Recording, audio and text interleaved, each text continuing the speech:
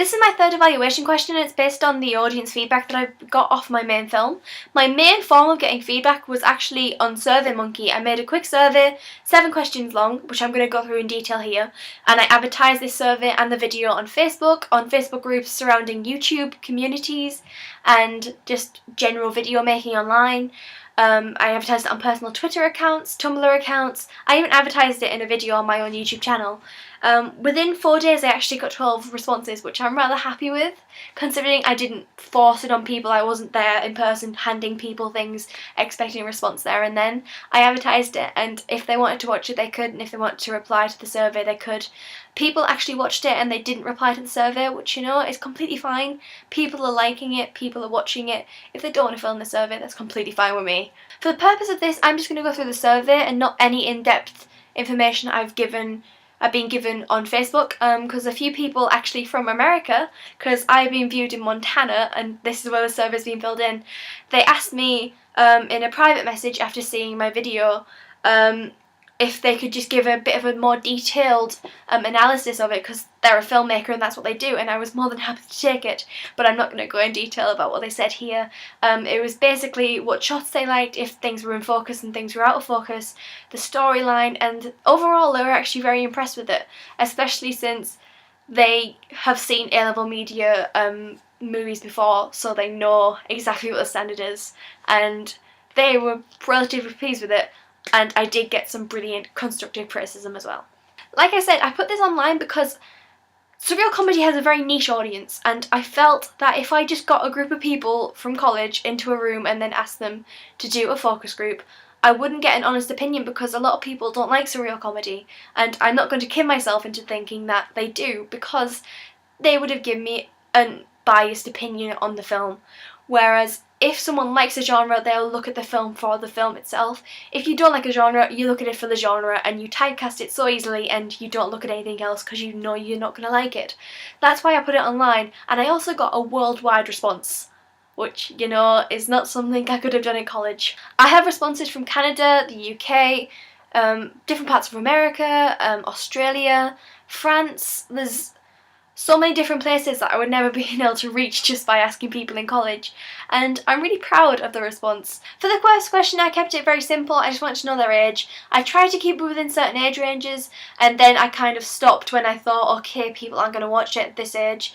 They did get my target audience as the main people who did the survey, which I'm really happy about, because that is who I aimed the film at, and that they're watching it makes me very, very happy.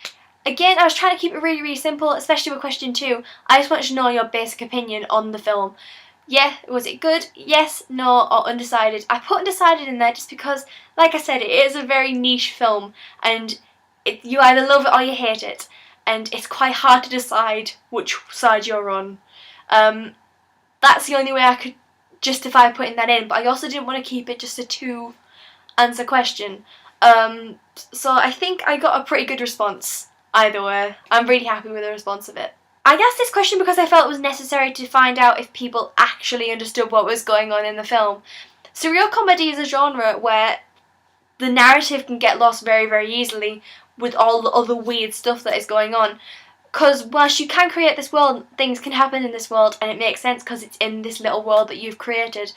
I did want the storyline to be quite prominent, because without the storyline you don't have a short film, you just have a bunch of things happening that no one has a clue what's going on. So the fact that most people said yes made me very, very happy, and I did my job right.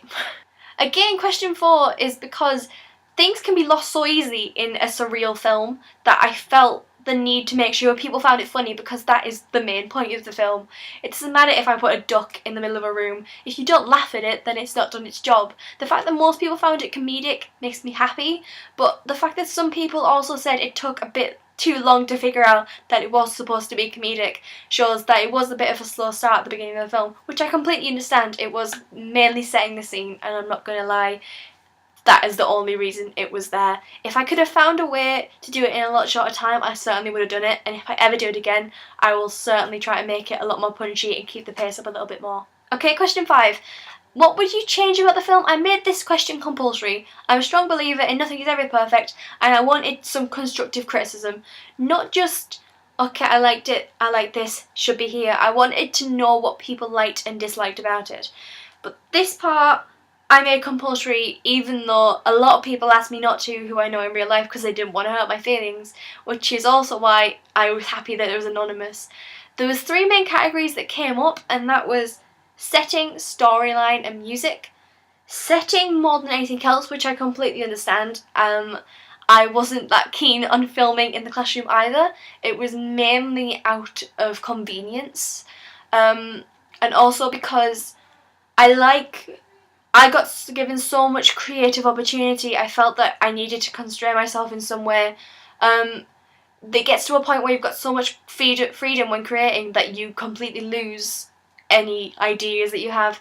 At least with this, if I said, okay, I'm going to film in the classroom, then there was a limit on what I could do, and that is where the storyline came from. With this question, I gave them the option to expand on their answer. I got 2 comments from people who had to answer the question before anyway.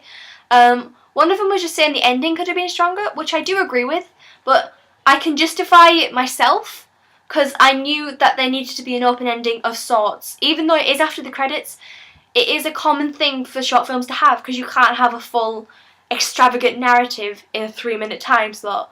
So whilst I do agree with whoever said the ending could have been stronger, I can justify it for myself and for the project I was doing. The next one was editing and acting that they wanted to change. Acting, again, I have no control over. I do admit that they were reading the script from behind the camera, which a lot of people have noted, and I can completely say that is my fault. Through timing and my schedule not working as it should due to other things completely not related to the media project just coming in the way of the schedule I had written up, so they didn't have time to memorise their script correctly. And editing, they didn't expand on that, which for me didn't help as much. Whilst I do understand that editing could have been better, I'm not denying that. I am still learning to edit, but I do know that it would have been a lot more helpful if they just expanded a little bit more than just saying editing was bad. Number 6 was the one I was most interested in, and that was where people thought it would best be premiered. For me, the best part was every single person who took that survey said YouTube, which is exactly where I intended it to be and exactly where I intend it to stay.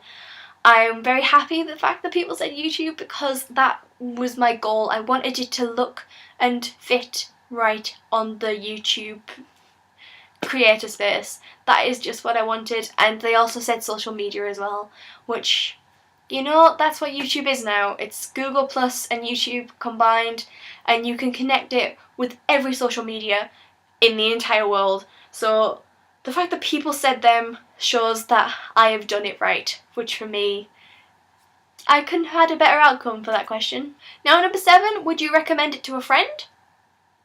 I got a mixed response. Some people said yes, some people said no, some people said not my friend's taste, or maybe, you know, it's like I said before, you either love it or you hate it, and your friends can be exactly the same. So I wasn't expecting an overwhelming majority on either side, but I am happy to say that just slightly most people said yes. So that is good enough for me. That is the end of my audience analysis. I have spoken to people in person just by passing, saying, oh, look at this film, and then handing him like on my tablet. I haven't recorded it, but overall what people have said to me personally, everyone likes it. They even like my little animation, which, you know, caused me a lot of stress, so it was completely worth it. Thank you for watching this, and I'll see you on question 4.